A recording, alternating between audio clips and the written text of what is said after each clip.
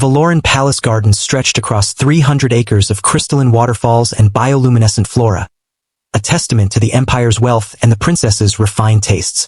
Sergeant Marcus Chen had seen many wonders since humanity joined the Galactic Coalition 5 years ago, but nothing prepared him for the sight of an actual Earth lion prowling among alien vegetation. Princess Zara of House Valorius collected exotic creatures from across the galaxy. Like human children collecting trading cards, the lion, a magnificent male named Apollo, was her latest acquisition, purchased from black market traders who had raided Earth's sanctuaries during the Integration Wars. Marcus had been assigned to the princess's security detail for the past month, a diplomatic gesture between Earth and Valor Prime. He had watched her parade Apollo like a living trophy at countless state functions. But today something was different. The princess stood at the edge of the Grand Canal, her iridescent skin shimmering with annoyance. Apollo thrashed in the water 15 feet below, his roars echoing off the marble walls. The beast had apparently fallen in while the princess played with her neural-linked holopad, too distracted to notice until his desperate cries began. "Summon the maintenance drones," Zara said dismissively to her attendants, not even looking up from her device. "Retrieve the creature once it stops moving. The taxidermist can preserve it for the trophy hall." Marcus felt his jaw tighten.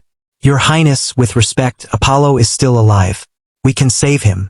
The princess's triple-set eyes finally lifted, regarding Marcus with the mild curiosity one might show an insect. "It is merely an animal, Sergeant. My father will procure another. Perhaps something rarer. A Terran tiger, perhaps, or one of those bears." "He's not a thing, Your Highness. He's a living being." Zara's attendants gasped at his tone, but Marcus was already moving. He stripped off his tactical vest and boots, ignoring the shocked whispers of the Valoran courtiers. Lions couldn't swim well, not for long, and Apollo's massive head was already dipping below the surface. "Sergeant Chun, you are dismissed from service," the princess announced coldly. "Your contract is terminated for insubordination." Marcus dove.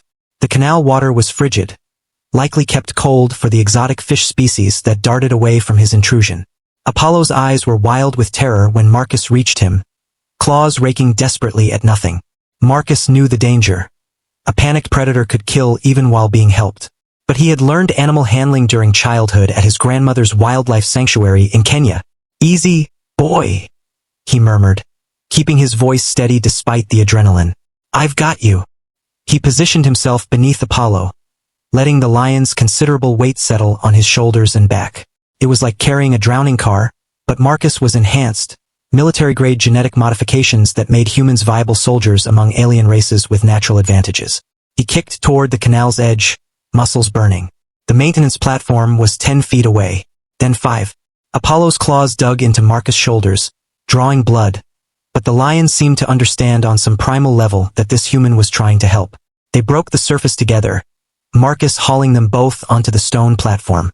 Apollo collapsed, coughing water, flanks heaving. Marcus knelt beside him, checking airways, feeling for broken bones. The lion's golden eyes met his, and something passed between them. Recognition, perhaps, or gratitude. Princess Zara stood above, surrounded by her guards. "You have made a fool of yourself, Sergeant. That animal is property of House Valorius. You will leave it and depart Valor Prime immediately." Marcus stood slowly, water streaming from his clothes. He was done being diplomatic. "No," he said. His voice carried a weight that could have frozen stars. "Apollo isn't property. You treated him like a decoration, something to show off and discard when inconvenient. Where I come from, we don't abandon family." He placed a hand on Apollo's soaked mane. The lion pressed against his leg, a low rumble vibrating from his chest. Not a growl, but closer to a purr. "The Terran government will hear of this breach of protocol." "Good," Marcus said. "Let them hear how you left a sentient being to drown because you were bored with your toy." For a long moment no one spoke. The courtiers seemed frozen in scandalized silence. Then Apollo shook himself, spraying everyone with canal water, and Marcus couldn't help but crack a small smile. Princess Zara's expression cycled through several emotions Marcus couldn't quite read. Anger, confusion, perhaps shame. "You would risk your career? Your diplomatic standing for an animal?" she asked. "He's not an animal. His name is Apollo." "And yes, absolutely," Marcus replied. Slowly, deliberately, the princess tapped something on her holopad, transportation to the Earth Embassy, diplomatic exemption, 1 Terran soldier, 1 companion animal. I collect beautiful things, Sergeant Chen, she said, her voice softening almost imperceptibly. But you've shown me that some things are not meant to be collected. They are meant to be cherished. Perhaps humans understand this better than we do. Take your companion. Leave before I change my mind. As Marcus led Apollo toward the waiting transport, the lion's stride grew stronger, more confident. The beast looked up at him with intelligent golden eyes, and Marcus reached down to scratch behind one tattered ear. Welcome to the family, buddy, he murmured. Behind them, for just a moment, Princess Zara watched them go, something like wonder crossing her alien features. Perhaps there was more to humans than their military enhancements and stubborn diplomacy. Perhaps there was something in how they loved fierce and unyielding things, refusing to let them drown even at great cost to themselves. It was a very human thing indeed. Please follow my channel for more videos.